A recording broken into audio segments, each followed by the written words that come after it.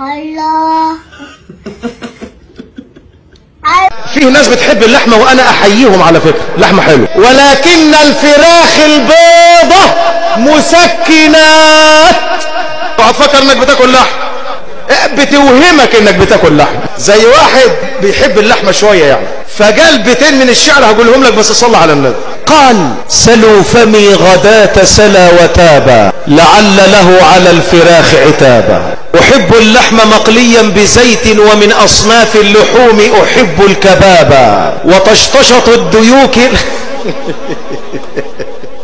وتشتشط الديوك لها رنين تفوق الكمنجة والربابا. ولو أدس يدي في صدر ديك لن أتركه ولو أتت النيابا. وإذا رأيت مرقة تسيل على الأرض تمنيت أن أكون لها ترابا. شاعر طفص شوي منه لله اللي بيكره. إنه ليس تمساحا عاديا، إنه تمساح بيلبون كينج، وهو ذكر يبلغ طوله 5 أمتار ونصفا، متمرس في المعارك ويسيطر على هذه المياه.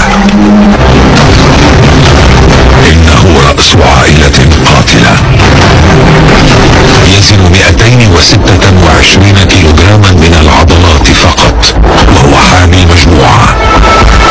فهذه العصابة لا يمكن التنبؤ له. وهو ذكر يبلغ طوله 5 أمتار ونصفا، متمرس في المعارك ويسيطر على هذه المياه.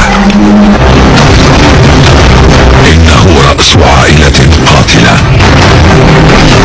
يزن 226